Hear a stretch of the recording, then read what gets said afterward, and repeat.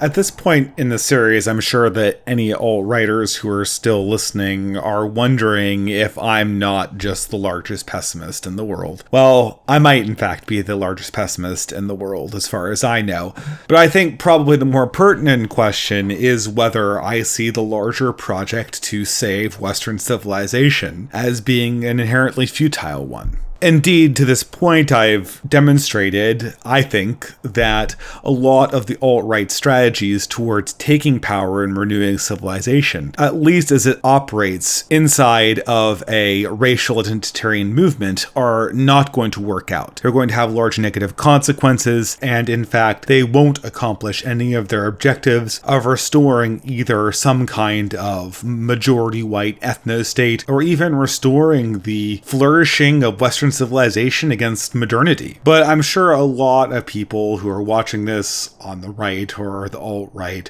are going to be asking me, is this entire series just one big black pill, one giant council of despair? And indeed, I think not, because I think that inside some of this criticism, we can see not only things that the alt-right is doing wrong or incorrectly because the entire project is in some sense infeasible, but also problems that arise due to the particular way the alt-right has approached them. I think we'll see in this series problems that stem not only from the alt-right's inability to take on a very daunting project of civilizational restoration, but also issues with the alt-right that could be fixed or would not be problems if the approach were taken in a slightly different way, or with more wisdom about how restoration movements succeeded in the past. Now, before I go on to the actual problem, I want to point out sort of a common motif in counter-progressive or dissident right dialogues. A lot of ink has been spilled, a lot of words have been spoken on YouTube about how, more or less, if you're not progressive or if you're counter-progressive, you're more or less locked out of most of the major institutions in media and in education.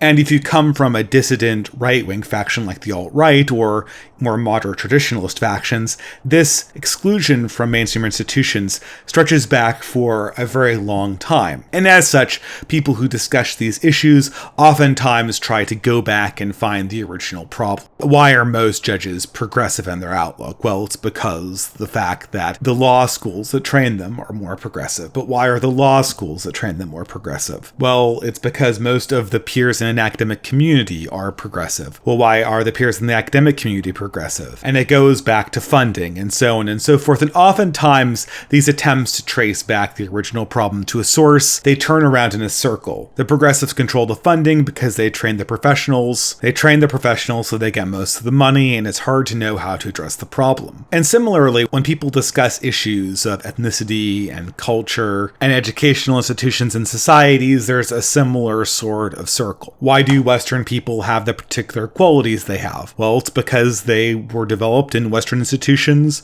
in Western families, in Western culture. Well, why does Western culture have the qualities it does? Well, because it was formed through Western history and through particular actions of individuals. But why do those individuals have the qualities we associate with the West? And it goes back to an earlier set of institutions that educated them, and so on and so on and so on. And a lot can be said about a particular movement based on where it wants to start reforming things, trying to initiate the project of civilizational restoration. Now, obviously, for the alt-right, their starting point is race. They feel like they have located race as the particular organizing principle around which civilization, in particular Western civilization, has been formed, and they consider this to be the foundational building block before which no other reform can take place. To an alt-righter, civilization was great because it was white, and whiteness is genetic, it needs no prior explanation. Thus, I think the argument goes, if society were able to realize the importance of race and racial identity politics, the civilizational virtues that obviously emerge from whiteness will simply reassert themselves, and many of the issues of modernity will simply fade away. And of course, I'm sure some people on the alt-right will say that I'm simplifying it, but really when it comes down to criticisms of modernity and solutions for it, most alt-right arguments indeed take this form. Fix the racial issue, and the rest of the civilizational crises will correct themselves. But I think that this central assumption is false. Even if race realism is true, even if society in some sense is based around a certain homogeneity of ethnicity, and that races have certain qualities inherent to themselves, even if that is the case, I think the formulation that racial issues precede civilizational restoration is incorrect and backwards. Now, I like to call this the white queen problem, again,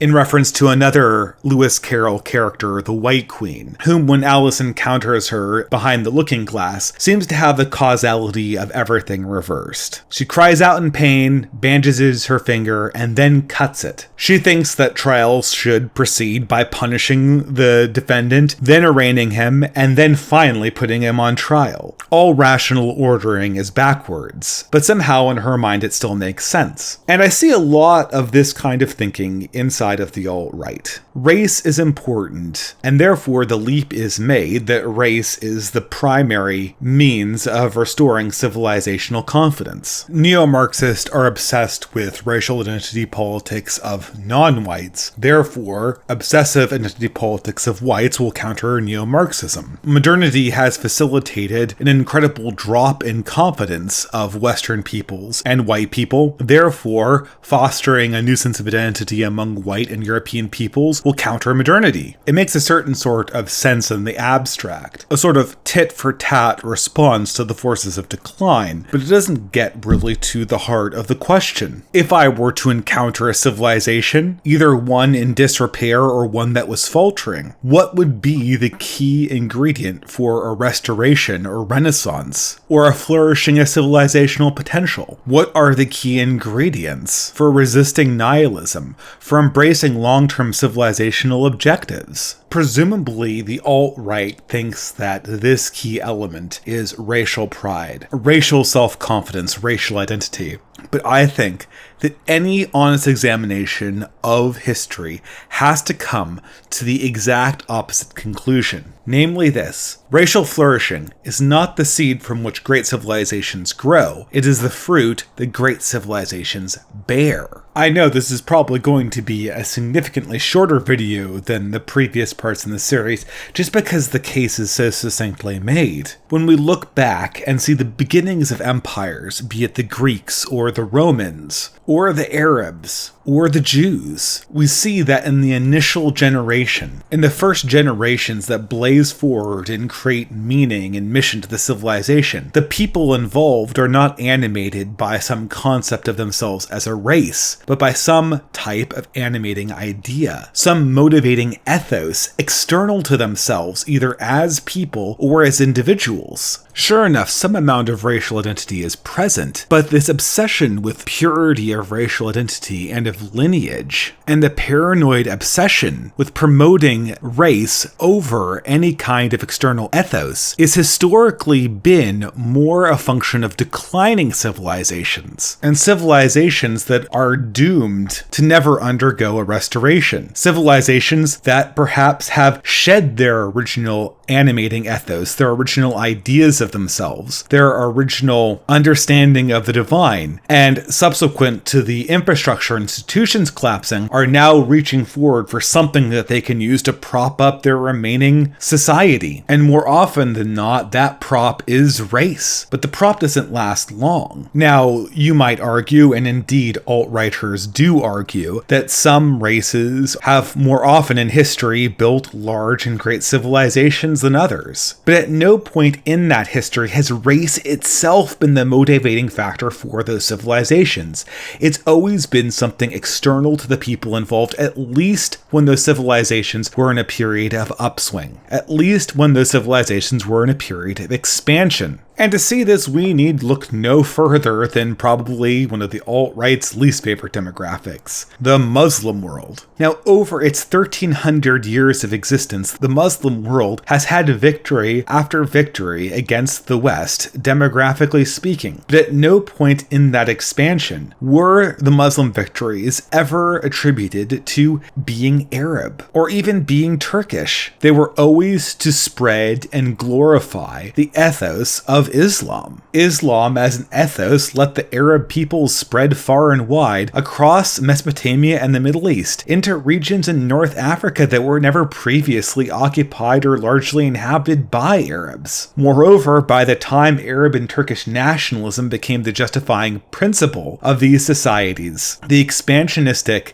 and dynamic element in the Islamic civilization was largely dead. As such, the racial identity became more or less just a mechanism to reappreciate the things of the past, as opposed to reaching forward for something new, for something outside and above humanity itself. And without that element of something above and beyond humanity, any movement is doomed. Now, I know the alt-right is going to strike back on this point with all sorts of stories about how genes molded our civilization. For my money, and without going against the central premise of race realism, which I said at the outset I would grant, I wouldn't be surprised if civilization hadn't molded our genes and racial makeup just as much as the reverse. But whatever the case is, I think historically, the issue speaks for itself. Ethos and civilizational vigor comes first. The thriving of the ethnic groups that make up that civilization always comes as a secondary effect, again and again. And you'll see this principle that I mentioned here, embodied in many of the smaller, more tactical issues I laid out earlier in the series. When it came to problems of populism, when it came to the problems of leadership, when it came to the problems of controlling unethical behavior and paranoia, the issue again and again that reasserted itself was the lack of any moral vision and the lack of any ethical principle and societal vision that would hold people together when all that was being put in front of them was pride in a racial characteristic that, in isolation if anything else, was more or less a superficial function of genetics. The focus on race in this case, far from confronting the nihilism and shallowness of modernity, simply sidestepped it, looking for an easy way to get around the question of meaning, looking for an easy way of getting around what was true, good, and beautiful. As a consequence, a movement based on racial identity essentially never actually confronted the issue of modernity itself. It left its vices in place, and as such, moving forward, whether the movement decided to try to train new virtuous leaders or go for a violent but politically expedient aggressive route, the vices already inculcated due to our exposure to a nihilistic culture remained and reasserted themselves at a later point, dooming the movement to only bring about either defeat or catastrophe. And it's not actually all that surprising, because historically speaking, whiteness is a fake identity. Now, I don't mean that in the way that progressives mean it, that somehow blackness is not fake and whiteness is. I just mean it in the sense that really no movements in history used whiteness as an organizing principle of any kind. As such, white nationalist or white identitarian movements are facsimiles of previous civilizations. Western civilization was predominantly a white civilization, but it does not mean a collection of white people is necessarily going to bring forth the glories of that previous Western Christian civilization. I know one of my favorite alt-right YouTubers, Reactionary Expat, did a video series about a taxidermied civilization upon witnessing a church that had been converted into a concert hall, and then he briefly commented on how shallow and tacky these old institutions were once they're emptied of their original meaning. But couldn't the same thing be said about race? Race was always the exterior conduit through which civilizations operated. It was never the point. And as such, a movement of civilizational restoration based on race will be just like that, a taxidermied civilization. And just like the White Queen from Alice's Adventures Through the Looking Glass, it will be about as useful as a bandage applied to a finger before it's pricked, or about as useful as a trial that occurs after the punishment has already been meted out.